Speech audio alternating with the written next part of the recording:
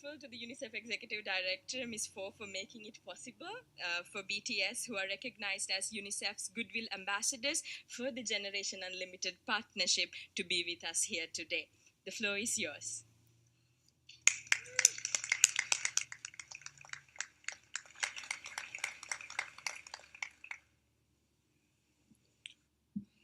Thank you, Mr. Secretary General, UNICEF Executive Director, and all the excellencies and distinguished guests from across the world.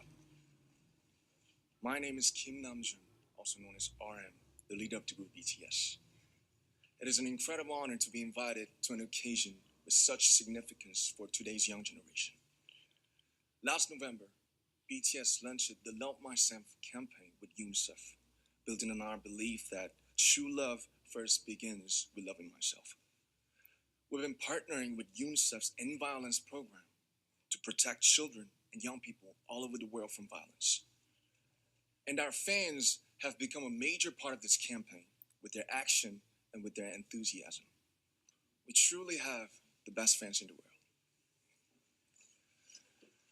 And I'd like to begin by talking about myself.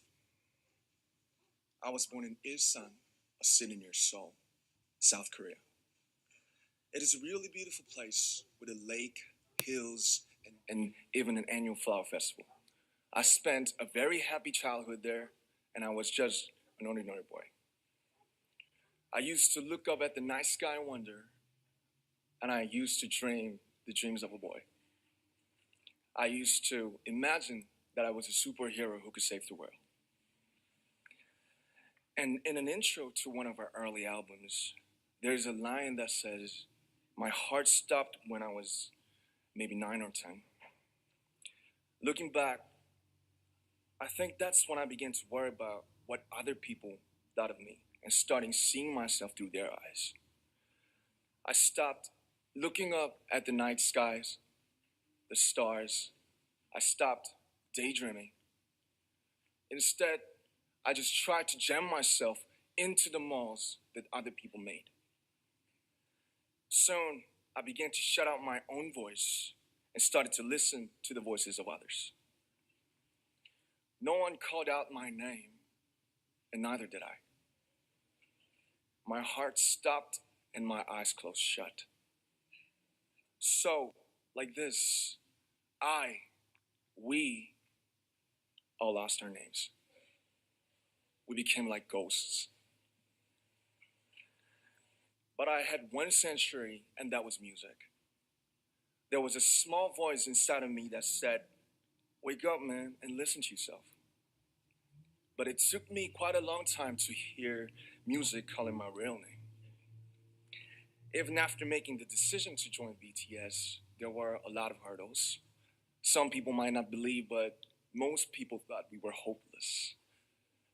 And sometimes I just wanted to quit. But I think I was very lucky that I didn't give it all up. And I'm sure that I and we will keep stumbling and falling like this. BTS has become artists performing in those huge stadiums and selling millions of albums right now, but I am still an ordinary 24-year-old guy. If there's anything that I've achieved, it was only possible that I have my other BTS members right by my side, and because of the love and the support that our ARMY fans all over the world made for us.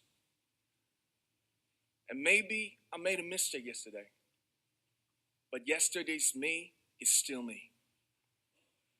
Today, I am who I am with all of my faults and my mistakes. Tomorrow, I might be a tiny bit wiser, and that'd be me too. These faults and mistakes are what I am, making up the brightest stars in the constellation of my life. I have come to love myself for who I am, for who I was, and for who I hope to become. I like to say the one last thing. After releasing our Love Yourself albums and launching the Love Myself campaign we started to hear remarkable stories from our fans all over the world, how our message helped them overcome their hardships in life and start loving themselves. Those stories constantly remind us of our responsibility. So let's take all one more step. We have learned to love ourselves. So now I urge you to speak yourself. I like to ask all of you, what is your name? What excites you and makes your heart beat? Tell me your story. I want to hear your voice. I want to hear your conviction. No matter who you are, where you're from, your skin color, your gender identity, just speak yourself. Find your name and find your voice by speaking yourself. I'm Kim Namjoon and also RM of BTS. I'm an idol and I'm an artist from a small town in Korea. Like most people, I've made many and plenty mistakes in my life. I have many faults and I have many more fears, but I'm gonna embrace myself as hard as I can. And I'm starting to love myself gradually, just little by little. What is your name? Speak yourself. Thank you very much.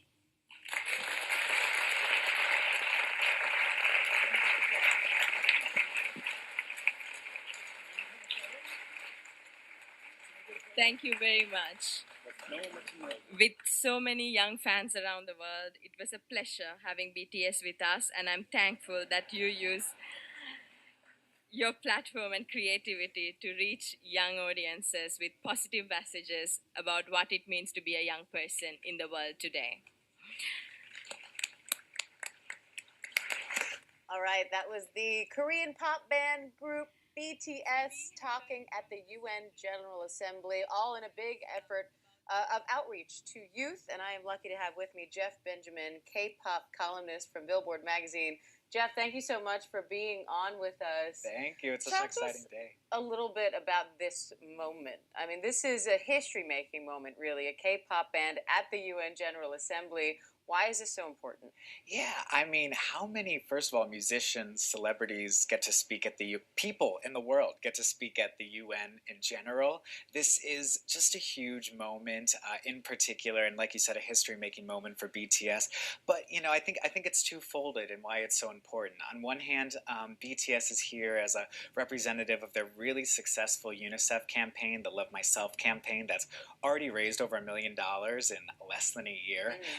On one hand, they're showing that, yes, we have brought a success to UNICEF. We've brought success to the world. We found something, this anti-violence campaign that we're a part of. We really can represent ourselves in that way. But on the other hand, too, you know, we were kind of watching the speeches before, and there were a lot of young people speaking. BTS is one of the biggest bands in the world, biggest artists in the world. They have 2 #1 albums on the Billboard 200 just this year alone. They have, I think, over 15 million Twitter followers. They're huge on social media. They really do represent kind of a band that, even though they're based in South Korea, they can be globally successful and they can have successes around the world, reach so many different people. So on the other hand, I think they're saying that, yes, this is the youth. This is a representative of youth and someone that really can speak to what young people are going through today. Yeah, I mean, they may have their origins in K-pop, but they definitely have become global superstars in their own right. Oh my gosh. I mean, take away even like the K-pop tags, you know, they're going to be, of course, on Good Morning America later this week, but they're performing at Citi Field Stadium later in October, actually. Who's played Citi Field lately? It's been Lady Gaga, it's been Beyonce and Jay-Z. You know, take away they're surpassing their K-pop genre tag. Oh yeah, and they've performed at pretty much every award show over the past, year or two. So they're definitely making an impression, and they've got the followers to prove it and the fan base to prove it. What are they hoping to do with that fan base and now this new initiative? Yeah, I think in particular, you know, the fact that they have so many young connected people around the world to kind of be able to not just put the, you know, of course monetary donations are important. BTS, of course, they've actually made a really big statement when it comes to monetary investments in this campaign. 3% of their physical album sales are going to the campaign. I believe their record label, Big Hit Entertainment, donated a hefty sum to the campaign as well. But I think it goes deeper than just money too. The idea that you know, loving oneself and feeling self-actualized, feeling self-seen, feeling self-realized, kind of like what RM Kim Namjoon was speaking a bit about in saying that he realized who he was and he realized his dreams and what he looked forward to when he was a little boy. I think realizing that is how you get away from sort of any type of self-loathing or self-pain or self-hatred you might have, and that if you truly do love yourself, you're going to spread that positivity, that love, that those good feelings, and that's how we kind of make a better, you know, more positive world in that way. So on one hand, of course, you know, donations, being able to donate to create education opportunities or be able to help with jobs for young people is really, really important. But I also think BTS, from their music to their speeches, you know, to whatever they might share in general, it comes down to their ultimate message too. And I think that is just as impactful these days, especially as how connected we are in this world. But it's not just about a message, it sounds like. You know, it's not just about, oh, you should feel good about yourself. It's we are going out and we are advocating on behalf of and stepping in to defend victims of violence around the world. Yes, no, exactly. And a big campaign of the End Violence campaign is focused on school sexual and domestic assault victims. And they really are, BTS from the get-go of their career have always made sure to look out for marginalized communities, whether that's been going to communities and meeting with young people or meeting with old people, donating rice to those less fortunate. BTS has always made a really big point in their careers to always give back to those people that might feel marginalized, might feel lesser than accepted. It also goes back to their music. In their music, they use a lot of androgynous terms and use a lot of universal symbolism, so that no matter if you speak English, Korean, Spanish, whatever it might be, if you love men, women, anything in between, is that you can find a real connection and something to find really hopeful in the music itself. So they're thinking about everyone, but specifically, of course, this campaign is looking for those people who have been affected by violence and making the statement that yes, let's end violence. Well, and it's interesting because, you know, half the songs on the radio now, you can't even play them without bleeping out half the words. I mean, the Sure. message isn't always so positive in the music that's popular, and their music has historically been very positive, very uplifting, very inspiring. So it's kind of cool to see them now take that and, you know, quite literally put their money where their mouth is, but also sort of continue to spread the message that they have been trying to spread through their music. You said it perfectly. They really did put their money where their mouth is. I mean, even from their earliest albums, you know, kind of, they were always a good representation of what people their age were going through. Their earlier music kind of focused a bit more on school life and bullying and kind of trying to navigate one's life through that. But at the same time, their music just got more complex, more interesting, more deeper in sort of the topics they went into. They've talked about everything from politics to female empowerment to mental health issues, things that young people these days really are going through, and anything that, regardless of where you are in the world or who you might be interested in, you know, musically, there is something that you can connect to in that music for sure. Well, great to see them using their immense influence in the world, using those powers for good, and we are so incredibly honored to have them coming on Good Morning America on Wednesday. BTS will be performing live in studio. You do not want to miss